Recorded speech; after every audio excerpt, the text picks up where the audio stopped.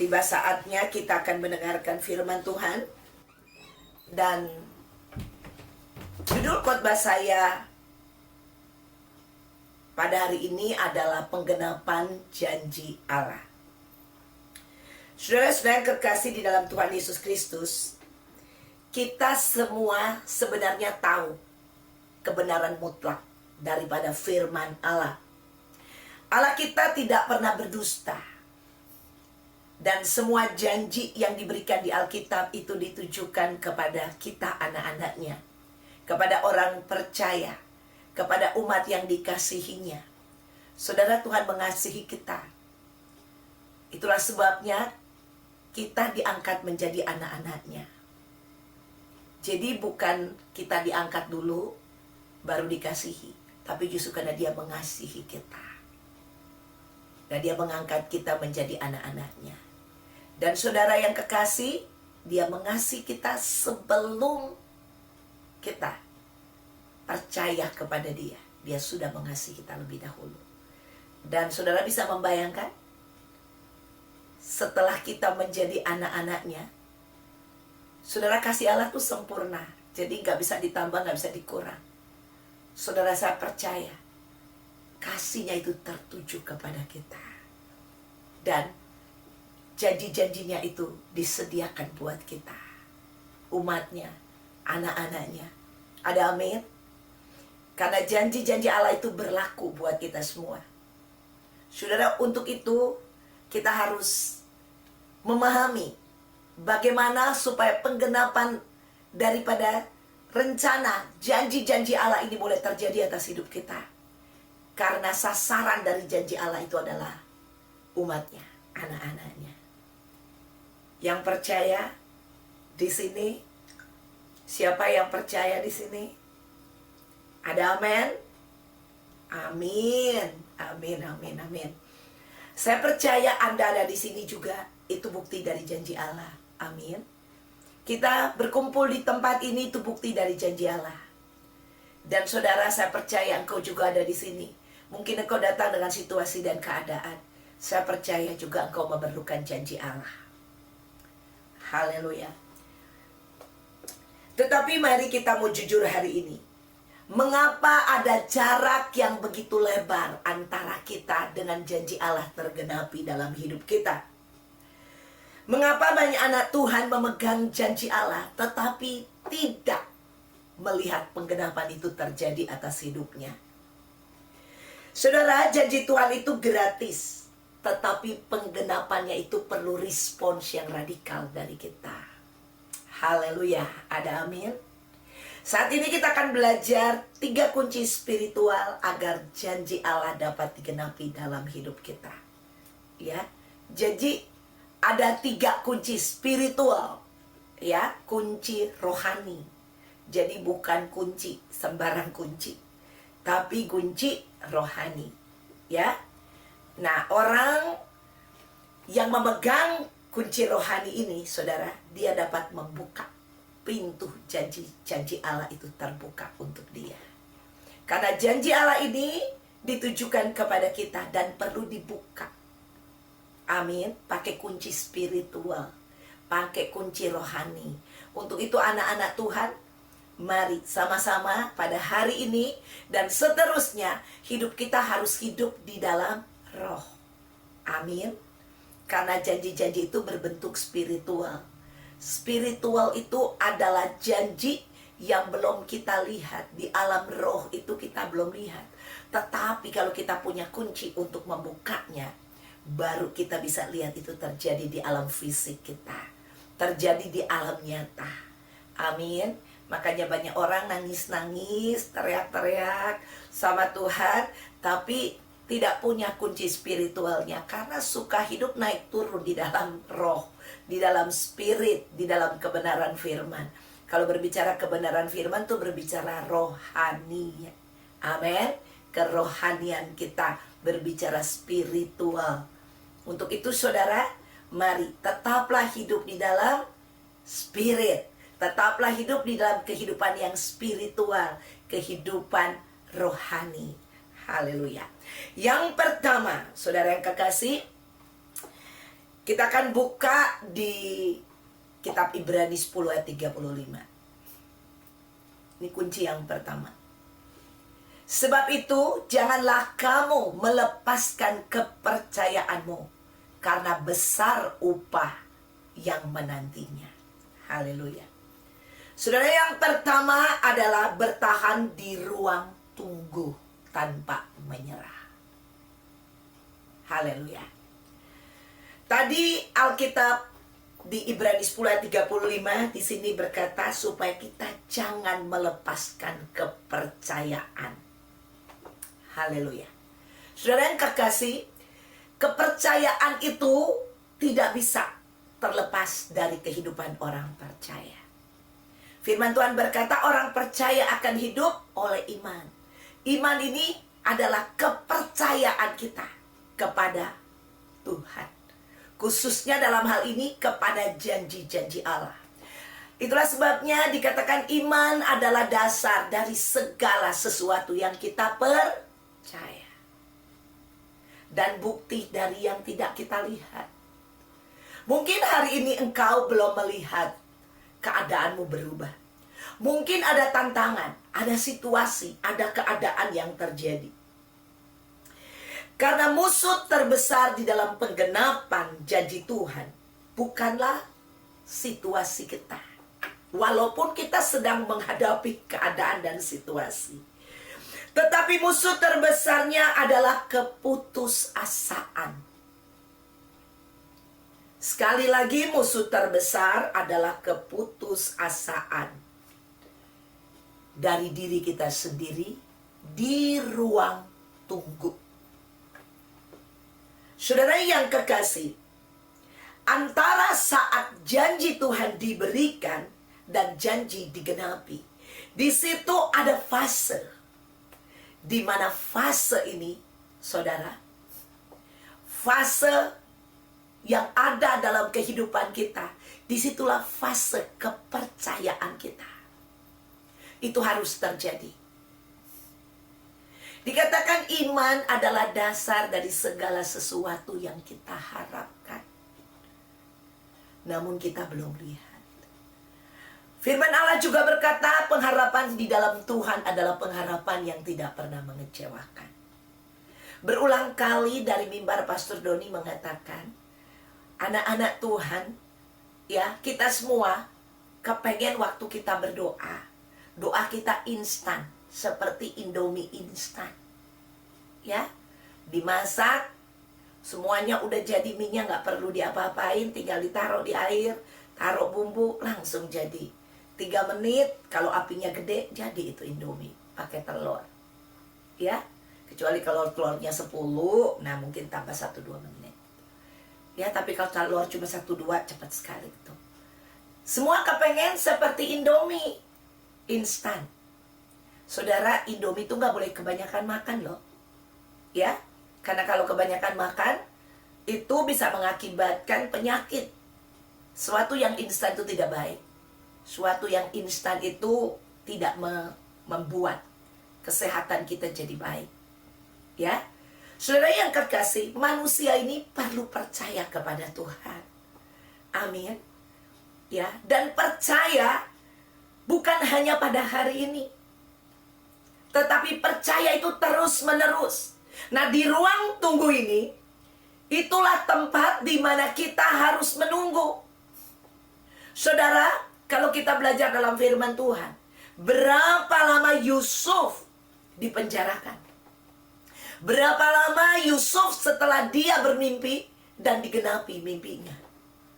Saudara, di situ ada kurun waktu. Bunyi tahun di sana. Kenapa harus bunyi tahun? Supaya janji digenapi. Saudara yang kekasih, di situ Tuhan mau supaya kita bukan jadi anak-anak yang sembarangan. Tapi ada orang instan dia melihat. Ya, kok Daniel cuma 21 hari? Kenapa Abraham harus menunggu 25 tahun? Saudara yang kekasih, kalau kita lihat Abraham ini, dia keluar dari Ur Kasdim. Ur Kasdim itu tempat daerah berhala, saudara. Saudara, Tuhan perlu membersihkan kehidupan kita. Ada amin? Saudara, di ruang tunggu ini kita perlu dibersihkan dari segala serangan-serangan pikiran-pikiran dunia. Ya, banyak orang kalau instan minta hari ini maunya dijawab sama Tuhan besok, atau kalau perlu hari yang sama udah dijawab sama Tuhan. Ya, kepengennya begitu. Nah, di sini saudara bayangkan kalau Anda tiap kali minta sama Tuhan, Anda minta merengek, Tuhan, aku minta uang 10 juta, terus langsung dikasih 10 juta hari ini. Besok, Tuhan, besok aku kan mau pergi ke situ, aku butuh 5 juta, langsung dikasih sama Tuhan. Terus Tuhan, tetangga punya mobil baru, aku juga pengen punya mobil baru. Ya, dikasih sama Tuhan.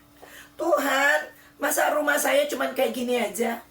Tuh tetangga sebelah habis bangun rumah, Tuhan, langsung dikasih besoknya. Semua langsung dikasih. Anda bisa bayangkan kerohanian Anda seperti apa? Anda bisa bayangkan, saya nggak perlu membayangkan untuk dirimu, tapi Anda bayangkan dirimu. Kalau seperti itu. Ya, saudara, tidak ada di sini pengenalan akan Allah lagi. Tidak ada satu pertumbuhan, tidak ada sesuatu yang mendorong kita untuk mengenal Dia lebih lagi. Yang ada pas dapat, langsung kita puaskan kedagingan kita. Saudara, Tuhan tidak menciptakan kita untuk tinggal di dunia ini. Tujuan Dia menciptakan kita untuk tinggal bersamanya di surga. Di dunia ini cuma sementara. Tempat di mana kita berada di sini, saudara, kalau umurmu Tuhan tentukan 60 tahun, atau Tuhan tentukan 70, 80, atau 20, 30, 40, saudara, Anda gak bisa untuk membayar, membeli pil untuk hidup 100 tahun. Gak ada pil yang 100 tahun dijual dari surga. Gak ada. Karena di dunia ini tempat sementara kita tinggal, bukan tempat permanen. Tempat permanen kita ada di surga. Ada amin. Nah, di dunia ini tentunya kita memerlukan janji-janji Allah. Dan janji-janji Allah itu disediakan buat kita. Dan Tuhan tentunya pasti akan memberikan itu. Cuma di ruang tunggu inilah, di mana kita dibentuk di sana. Ada amin. Supaya kita mengenal Dia lebih dan lebih lagi. Kita mengenal Sang Pencipta kita. Kita mengenal Allah yang mengadopsi kita menjadi anak-anaknya. Kita mengenal Bapa kita. Kita mengenal Juru Selamat kita. Kita mengenal Allah yang suatu hari nanti akan menjadi pengantin kita, yang akan memerintah bersama-sama dengan kita nanti suatu hari di Yerusalem baru. Saudara yang kekasih, tetapi kalau kita dikasih. Saudara, mental kita bukan mental kerajaan Allah. Mental kita mental dunia ini. Saudara tahu apa yang kita minta semuanya itu akan kita tinggalkan di dunia ini? Kita gak akan bawa satupun. Anda minta rumah, Tuhan kasih rumah. Rumahmu Anda gak gandeng, gak bawa di kuburan. Gak ada orang yang menggali kuburan sama rumah-rumahnya digali, ditanam di sana, gak ada. Ya, terus emasmu, berlianmu nggak ditanam di sana. Yang ada pencuri datang nyolong, saudara. Ya, dan Anda nggak akan nikmati di sana. Anda nggak ada di kuburan itu. Yang ada cuma tubuhmu yang mati, yang kembali kepada tanah. Dan kalau rumahmu dikubur di sana, jadi tanah juga bareng-bareng. Saudara yang kekasih, tetapi Tuhan tahu yang kita perlukan. Tuhan tahu kita butuh janji Allah. Ada amin? Haleluya. Sangat mudah sekali untuk permintaan kita dijawab oleh Tuhan. Tetapi pembentukan karakter kita, itu kita sendiri yang mau dibentuk atau tidak. Itu tergantung dari kita sendiri. Apakah kita mau untuk Tuhan bentuk atau tidak. Saudara, kita dibentuk oleh Tuhan. Bukan karena Tuhan iseng membentuk kita, tidak. Tapi Tuhan membentuk kita.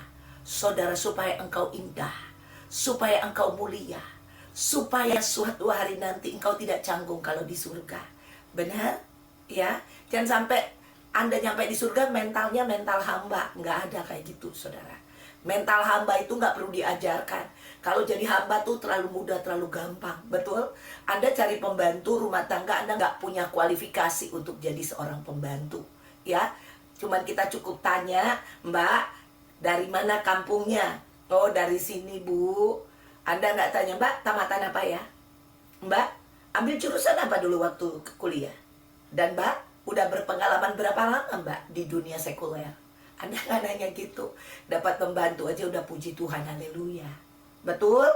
Karena itu akan membantu Anda. Saudara terlalu muda untuk seorang pembantu. Tetapi untuk menjadi seorang pemimpin, untuk nanti kita akan memerintah bersama dengan Allah, untuk jadi penggantinya Allah.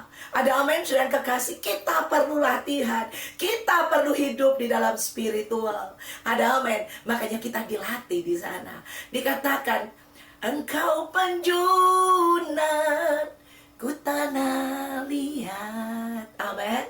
Dia membentuk kita di ruang tunggu untuk dijadikan, supaya kita tidak menjadi anak gampangan, supaya kalau mujizat itu terjadi, kita tidak menjadi serupa dengan dunia ini. Tapi waktu mujizat itu terjadi, kita bisa memuliakan nama Dia.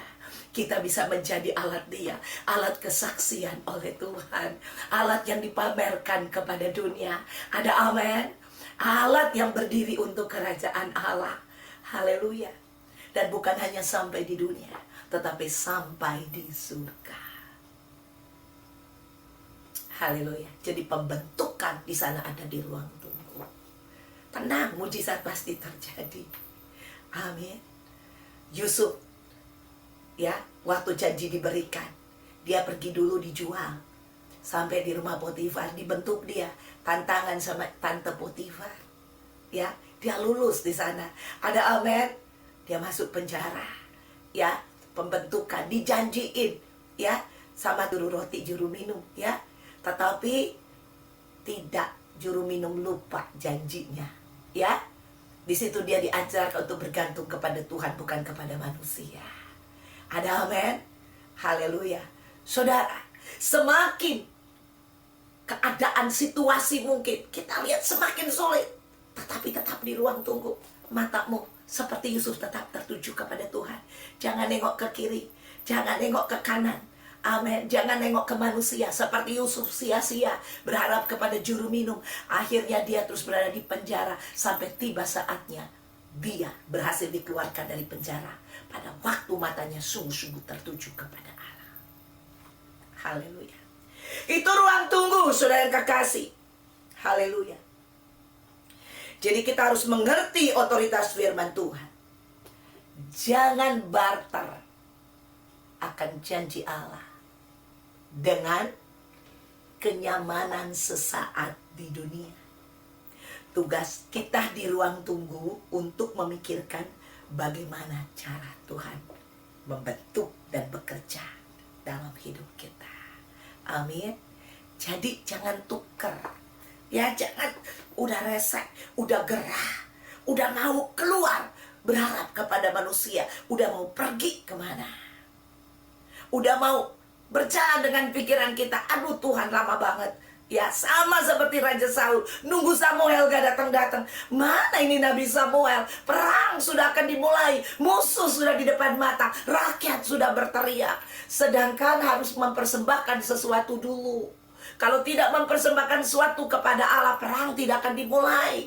Itu aturan main yang Tuhan tetapkan untuk bangsa Israel. Dan akhirnya tidak sabar, akhirnya Saul mengambil korban itu yang harusnya diberikan. Korban itu harus diberikan oleh seorang nabi. Ya, seorang nabi, yaitu Samuel yang harus mempersembahkan. Tetapi dia menjadi lancang karena di sini udah gelisah, pikirannya udah tidak tenang. Di ruang tunggu dia gagal. Dan pada waktu setelah dia habis mempersembahkan korban, Saul mempersembahkan korban, Samuel masuk. Samuel langsung bilang, kerajaan itu telah diambil daripadamu. Dia gagal di ruang tunggu. Ya, saudara, untuk itu di ruang tunggu, mari Tuhan mau membersihkan kita, sehingga kita bertambah-tambah dalam pengenalan akan Dia. Bertambah-tambah pengalaman kita dengan Tuhan. Fokus tetap kepada Dia. Jangan seperti Saul, dia fokus kepada musuh, akhirnya dia gagal. Yang nomor 2, kita buka Ibrani 10 ayat 36. Sebab kamu memerlukan ketekunan, supaya sesudah kamu melakukan kehendak Allah, kamu memperoleh apa yang dijanjikan itu. Haleluya. Saudara, banyak dari kita menuntut janji Allah itu terjadi, tapi kita nggak mau hidup taat. Kita nggak mau hidup tekun.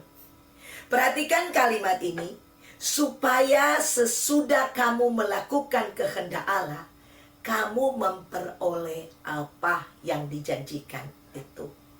Saudara yang kekasih, ada hukum sebab akibat tabur tuai. Tetapi kalau kita bicara tabur tuai ini, dilihat dari cara pandang perjanjian baru, saudara. Sebenarnya apa yang kita tabur itu tidak seperti apa yang kita tuai. Karena yang kita tabur itu tidak berbanding dengan yang kita tuai. Contoh, pada waktu kita menanam biji mangga, ya, 1 biji mangga. Pada waktu pohon menjadi pohon dan berbuah, yang Anda tuai bukan 1 biji, tetapi yang Anda tuai beratus-ratus buah mangga. Ada amin? Jadi, apa yang kita tabur itu tidak sesuai sebenarnya dengan apa yang akan kita tuai. Sebab Tuhan berkata, beri maka kamu akan diberi. 1 takaran, bayangkan, waktu kita disuruh beri, dibilang, dia akan diberi 1 takaran yang dipadatkan dan digoncangkan, melimpah keluar, diberikan kepada kita. Amin. Ya, sudah tidak berbanding. Tuhan selalu memberikan tidak berbanding dengan apa yang kita tabur. Ya, jadi tabur tuai di dalam kerajaan Allah, saudara, ya, itu bukan tentang kita sebenarnya, bukan tentang kemampuan kita, tetapi tentang kasih kita kepada Dia. Banyak orang mau melakukan penaburan dengan kekuatan diri sendiri. Ya, dia mau berusaha sekuat tenaga, mau performance yang bagus supaya dilihat baik. Dia mau jadi seorang pemimpin pujian yang hebat. Dia berlatih keras untuk jadi punya skill yang hebat. Dan banyak orang, saudara, mau datang ke gereja, benar-benar dia datang ke gereja, kalau perlu duduk paling depan, dan kalau perlu 1 jam sebelum kebaktian mulai, dia udah di sana, udah sembahyang, udah doa, udah apa, ya. Dan banyak lagi, saudara, kehidupan sehari-hari yang kita lakukan supaya kita berkenan kepada Tuhan. Kita lakukan itu semua. Tetapi saudara yang kekasih, kalau perjanjian lama memang begitu, saudara, tabur tuainya adalah seperti itu, ya. Hukum-hukum harus dilakukan tanpa hati. Tanpa hati. Jadi perbuatan luar dilakukan tanpa hati. Tapi di perjanjian baru dikatakan, kalau engkau mengasihi aku, engkau akan melakukan segala perintahku. Jadi nomor 2 ini adalah lakukan ketaatan yang radikal. Ya, itu nomor 2. Saudara, artinya ketaatan yang radikal ini tidak mungkin dilakukan oleh seseorang dengan kemampuan dirinya. Tetapi perbuatan radikal ini hanya bisa dilakukan kepada orang yang lagi jatuh cinta. Ada amin? Yang mencintai. Perbuatan yang radikal itu tidak mungkin, ya, kita lakukan kalau bukan untuk diri kita sendiri. Anda tahu untuk diri kita sendiri? Banyak orang melakukan hal yang radikal untuk ada imbalannya buat diri sendiri. Ya, saya ini di konsep perjanjian baru yang kita lihat, anugerah kasih karunia. Makanya Tuhan bilang, kalau kau mengasihi aku, kau akan melakukan perintah-perintahku, seluruh perintahku. Jadi melakukan perintah Tuhan dengan taat berdasarkan kasih, bukan berdasarkan kemampuan diri sendiri. Ya, jadi saudara, ada banyak orang yang mati syahid, tetapi ingin supaya habis mati syahid memiliki ini dan itu. Hukum tabur tuai tetap ada, saudara. Tetapi kalau kita melakukan yang radikal untuk tabur tuai hanya untuk supaya baku balas dengan Tuhan, Anda nggak akan pernah bisa balas kasih Tuhan kepadamu. Sekalipun engkau memberikan dirimu mati, Anda nggak bisa. Sekalipun Anda menjual seluruh hartamu, Anda berikan seluruhnya, Anda nggak bisa balas. Karena tempat kita di neraka, bukan di surga. Kalau kita dapat surga itu by the grace of God, kasih karunia. Dan surga tidak beli tiket. Anda nggak sanggup beli tiket. Sekalipun Anda menyerahkan dirimu untuk mati, Anda nggak bisa beli tiket ke kerajaan surga. Nggak bisa. Tiket kerajaan surga nggak dijual. Dan Anda pun kalau dijual nggak bisa beli. Yang bisa beli hanya darah Yesus.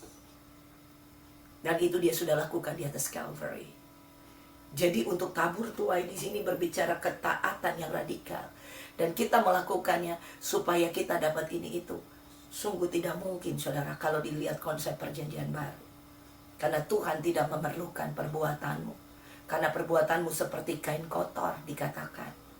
Tetapi yang Tuhan mau, di dalam melakukan ketaatan yang radikal, kita melakukannya dengan kasih kepada Dia. Saudara, seorang ibu akan melakukan sesuatu yang radikal buat anaknya. No matter what, dia sakit. Anaknya sakit, dia akan bangun buat anaknya. Tapi kalau orang tua sakit, anaknya sakit, belum tentu anaknya bangun buat orang tuanya. Ya, makanya anak-anak, ayo kita menghormati dan sayang kepada orang tua kita kalau dia masih ada. No matter what dia, seperti apa, kita sayangi, kita cintai, amin. Berbuat radikal buat dia. Karena dia tidak segan-segan untuk membuat radikal buat kita. Karena cintanya kepada kita. Dan seorang anak tentunya tidak bisa melakukan radikal kepada orang tuanya. Karena mungkin sayangnya juga berbeda. Sayang orang tua kepada anak dan anak kepada orang tua itu berbeda mungkin. Ya, Anda bisa ukur dengan cintamu kepada Tuhan dan cinta Bapa kepada kita. Ada amin? Maka dikatakan walaupun engkau tidak setia, aku tetap setia. Kasih orang tua itu tetap terus ada. Terus setia. Berapa banyak engkau menyakiti dia, terus ada di sana. Tetapi saudara, kita anak-anak Tuhan. Sama seperti firman Allah katakan, kalau kita mengasihi Tuhan, kita akan melakukan perintahnya. Begitu juga, kasih itu dapat dilihat, diaplikasikan kepada orang tua kita juga. Ada amin? Untuk itu mari kita tunjukkan no matter what orang tua kita. Kita mengasihi dia. Saudara yang kekasih, ketaatan di sini bukan berbicara tentang hukum itu sendiri, tapi berbicara tentang hati kita. Tentang hati kita kepada Allah. Saudara, ada orang-orang yang radikal cinta sama Tuhan. Dia sakit, dia apapun, dia gak peduli. Dia tetap datang cari Tuhan. Dia tetap datang, saudara, datang ke gereja. Dia tetap datang duduk di kaki Tuhan. Ini bukan orang-orang yang datang karena mau performance di hadapan Tuhan. Tahu performance? Performance itu hanya dilakukan sekejap dan hilang.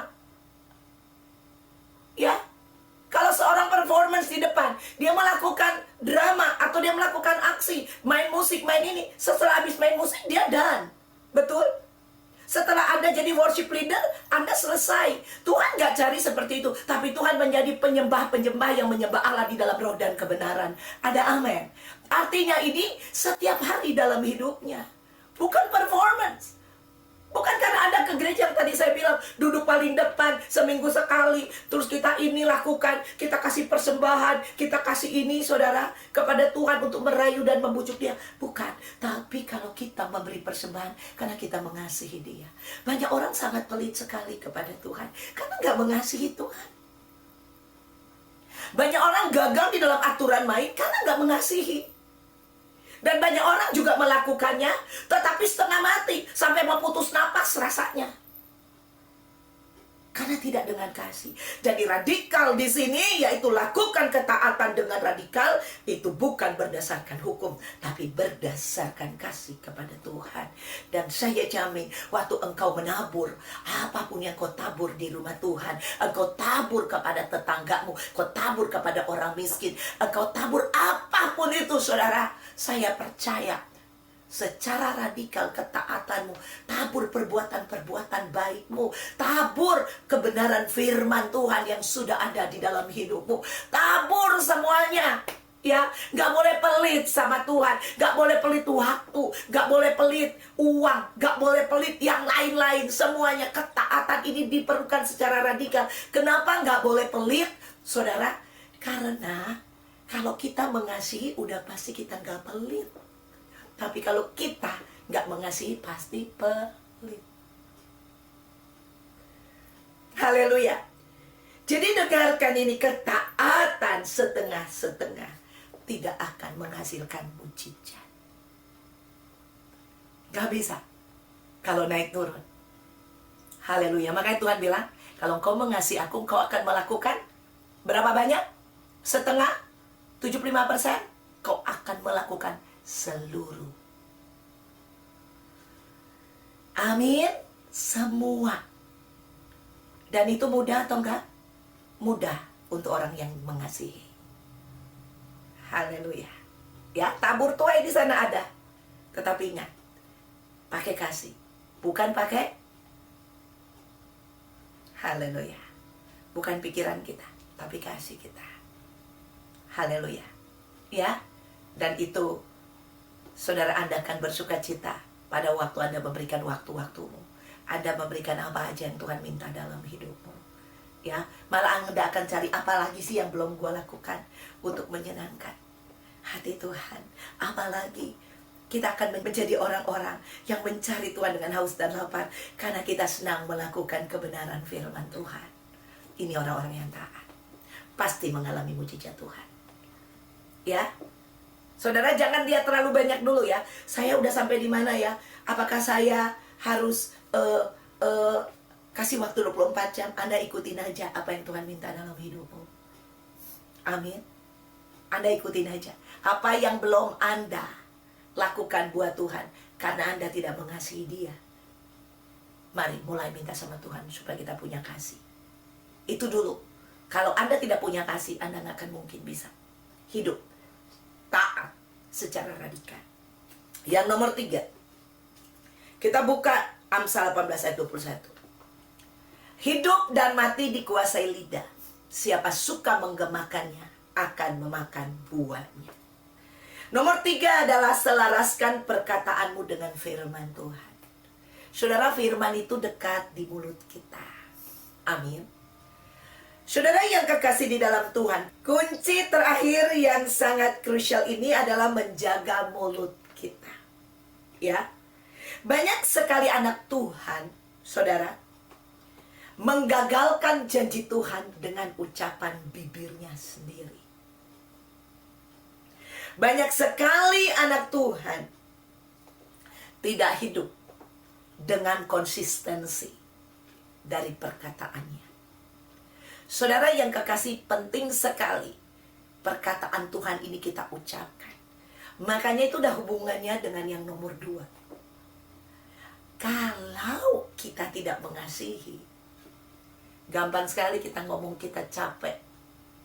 Gampang sekali kita mundur. Betul? Gampang sekali perkataan-perkataan negatif keluar. Ya, tapi kalau kita mengasihi, saudara, ya, coba anak saya biar udah besar.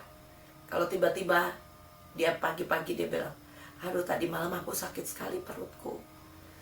Terus aku pasti bilang, kenapa gak bangunin mama?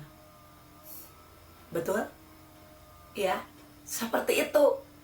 Malah saya merasa bahwa gak benar kayak gitu. Saudara, saya akan direpotkan kan saat itu. Pasti saya akan terbangun. Belum tentu habis terbangun terus bisa tidur lagi. Betul? Pasti saya akan melakukan sesuatu. Ini perbuatan. Kalau kita tidak mengasihi, dengan gampang kita bilang, oh ya sudah, gak apa-apa. Ya, tapi kalau kita mengasihi, kita dengan mudah untuk bilang sama Tuhan, Tuhan apa lagi Tuhan? Masakan aku tidak terlibat di dalam kebenaran firman-Mu? Amin. Terlalu mudah, saudara yang kekasih, untuk kita menjaga mulut kita ini, untuk memuliakan Dia, untuk berkata-kata bahwa Tuhan, aku percaya janji-Mu adalah ya dan amin. Aku tidak goyah. Makanya Daud berkata, sekalipun aku berjalan dalam lembah kekelaman, aku tidak takut bahaya. Amin. Coba kita buka dulu kitab Amsal ini. Sekali lagi. Hidup dan mati dikuasai lidah. Siapa suka menggemakannya akan memakan buahnya. Amin. Ya. Hati-hati.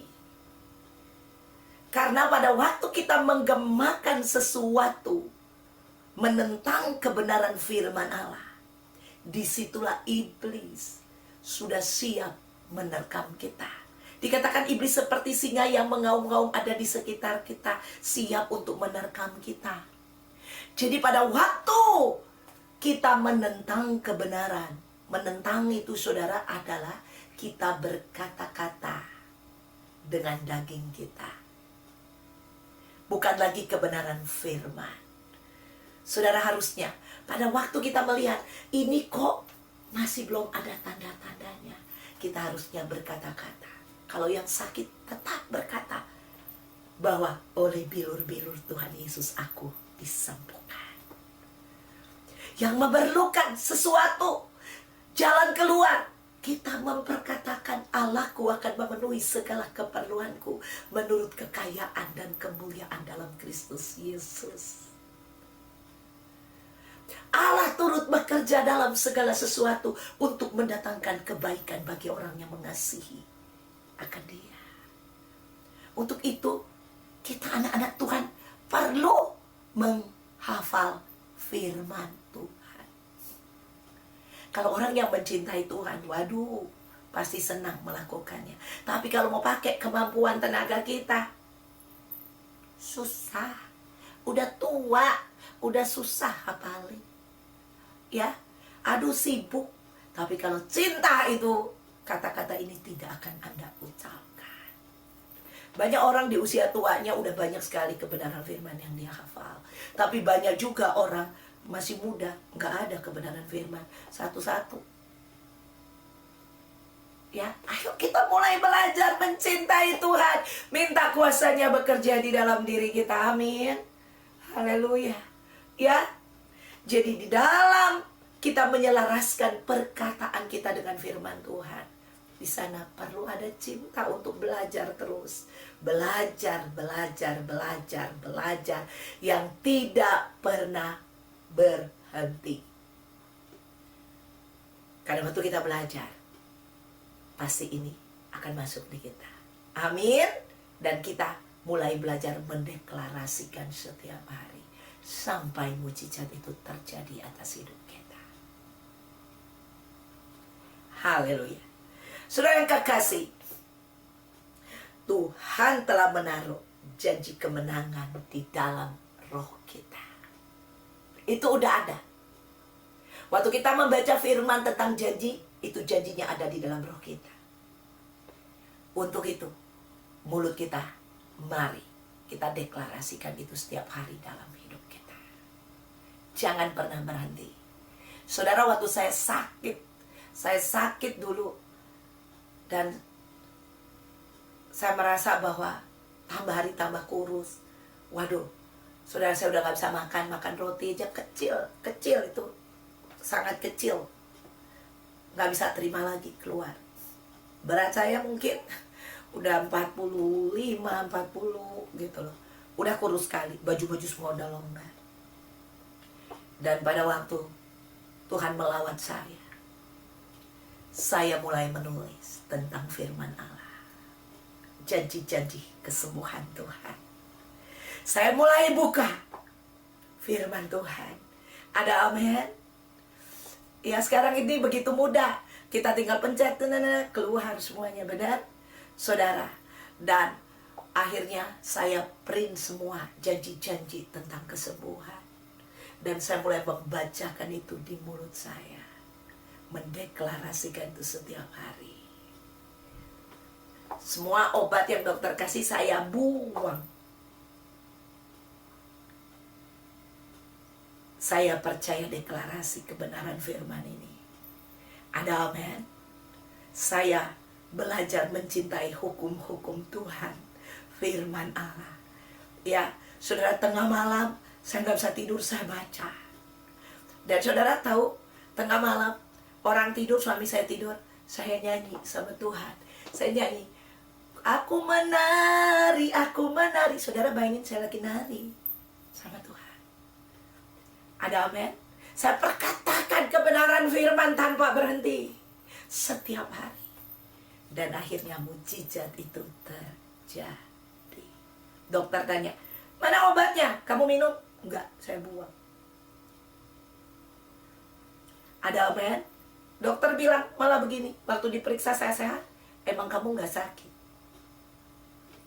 Dokter juga bandel.